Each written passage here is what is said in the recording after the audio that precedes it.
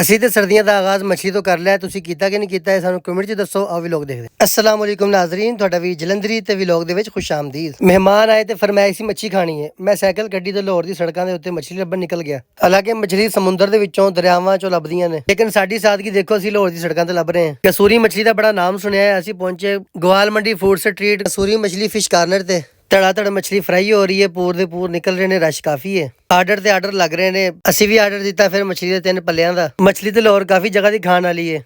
ਗਲੀ ਮੂੜੋ ਤੇ ਮछली ਵਾਲਾ ਬੈਠਾ ਹੋਇਆ ਹੈ, ਲੇਕਿਨ ਇੱਕ ਗੱਲ ਦਾ ਸ਼ੱਕ ਜ਼ਰੂਰ ਹੁੰਦਾ ਹੈ ਕਿ ਇਹ ਤੇਲ ਪਤਾ ਨਹੀਂ ਕਿਸ ਤਰ੍ਹਾਂ ਦੇ ਹੁੰਦੇ ਇਹਨਾਂ ਦੇ। ਕਿਸੇ ਨੂੰ ਪੁੱਛੋ ਤੇਰਾ ਰੇਟ ਕਿਉਂ ਜ਼ਿਆਦਾ ਜੀ? ਸਾਡਾ ਤੇਲ ਅੱਛਾ ਜੀ, ਅਸੀਂ ਸਰੋਂ ਦੇ ਤੇਲ 'ਚ ਕੱਢਦੇ ਹਾਂ, ਅਸੀਂ ਇਹ ਕਰਨੇ ਆ। ਅਸੀਂ ਆਖਰ ਫਿਰ ਰੋਲਾ ਹੀ ਮੁਕਾਤਾ ਸੀ ਕਿ ਉਸਤਾਦ ਤੇਲ ਨੂੰ ਛੱਡ, ਤੂੰ ਸਾਡਾ ਆਰਡਰ ਜਿਹੜਾ ਵਾ ਨਾ ਕੋਲਿਆਂ ਤੇ ਲਾ। ਨਾ ਰਵੇ ਬਾਂਸ ਤੇ ਨਾ ਵਜੇ ਬਾਂਸਰੀ। ਅਸੀਂ ਆਪਣਾ ਗ੍ਰਿਲ ਦਾ ਆਰਡਰ ਦਿੱਤਾ ਮछली ਦਾ। ਸਭ ਤੋਂ ਵੱਡਾ ਇਹਦਾ ਫਾਇਦਾ ਕਿ ਇੱਥੇ ਤੇਲ ਜਿਹੜਾ ਵਾ ਉਹ ਜ਼ਿਆਦਾ ਨਹੀਂ ਲੱਗੂਗਾ। ਜਿਹੜਾ ਘਿਓ ਆਇਲ ਇਸਤੇਮਾਲ ਕਰਨਗੇ ਉਹ ਸਾਡੇ ਸਾਹਮਣੇ ਹੋਏਗਾ। ਥੋੜੀ ਦੇਰ ਬਾਅਦ ਸਾਡਾ ਆਰਡਰ ਵੀ ਆ ਗਿਆ। ਦੇਖਣ ਨੂੰ ਤੇ ਮਾਸ਼ਾਅੱਲਾ ਕ੍ਰਿਸਪੀ ਤੇ ਸਪਾਈਸੀ ਲੱਗ ਰਹੀ ਹੈ। ਨਾਲ ਉਹਨੇ ਦਿੱਤੀ ਹੈ ਕੁਰਬਾਨੀ ਦੀ ਚਟਨੀ, ਲੇਕਿਨ ਮੈਨੂੰ ਤਾਂ ਨਹੀਂ ਪਸੰਦ ਹੈਗੀ, ਕੋੜੀ ਕੋੜੀ ਲੱਗਦੀ ਹੈ। ਉੱਤੇ ਨਿਚੋੜਿਆ ਲੀਮੂ, ਨਾਲ ਮੰਗਵਾਈਆਂ ਨੇ ਖਮੀਰੀ ਰੋਟੀਆਂ।